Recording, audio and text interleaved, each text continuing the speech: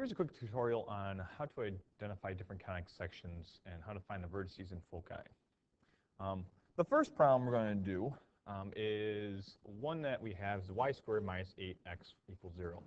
Now the first thing we want to find out is what is the conic section we want to identify graph it. Well, some things we can identify is basic conic sections have a bunch of squares and when they're read into implicit form.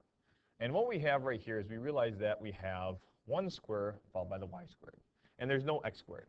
Because of that, we can realize this is a parabola. Or it's a parabolic conic section. So to do this, we're going to identify, all right, the basic equation we're going to use.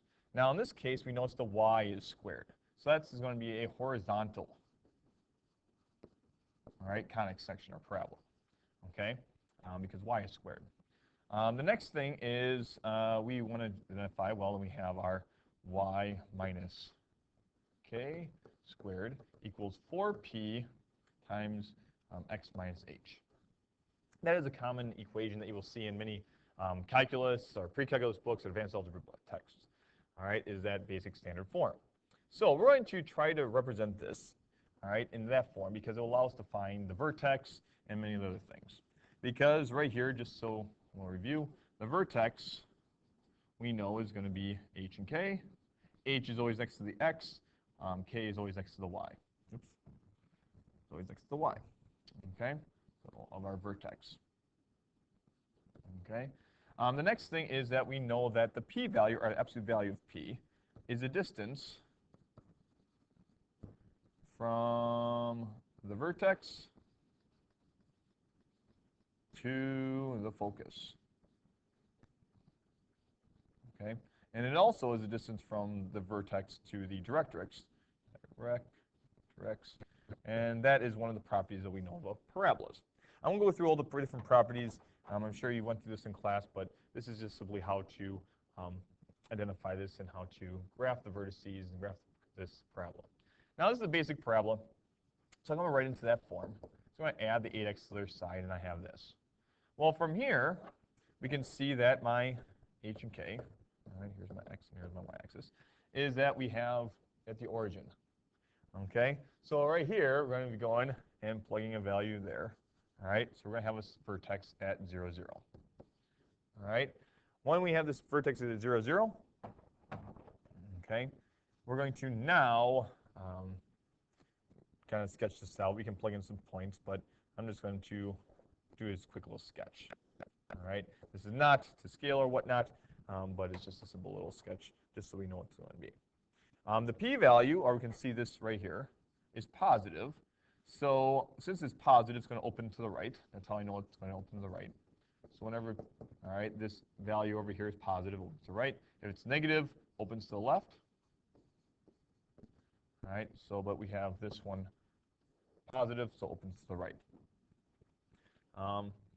From here, we can find our p. Now will tell us where our focus is. So from right here, I'm going to take 8 is going to equal 4 times p. That's where I get that right there, whatever that coefficient next to the unsquared term is. And so p is going to equal 2. And obviously the absolute value of p is also equal to 2. So that means we're going to move 2 units, all right, to the right. And there is my focus. Where it's going to be, and you can definitely write this out. We can see it's going to be 2, 0.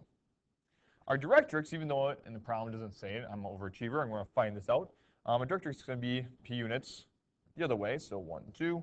And this is going to be a vertical line, where it's going to be x equals -2. All right, let's just make sure we got that x equals -2. And that is our directrix. Okay, and just for the properties, that states that any point on this curve, just so we know what we're dealing with, all right, the distance from here to here, obviously you can see mine is way off. All right, so if I want to make this a little bit nicer, okay, the distance from any point is probably going to be a little bit flatter. All right, distance from here to here would have to be equal.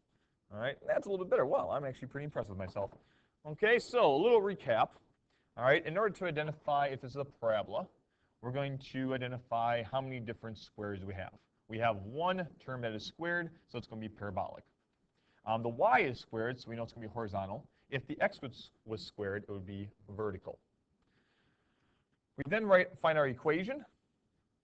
From our equation, we write it into this standard form, and where we can identify where our 4p is, and also our vertex of our parabola. And we can see that as at 0, 0. From here, we can plot that, then identify our p-value, or the distance from the vertex to the focus, and to the directrix, and we can graph those out, find those different values, and we have identified the question. Graph the conic and identify the vertices and foci. In this case, we only have one focus, so it's not plural. All right, hope this helps out. We're going to have some more examples in some other tutorials.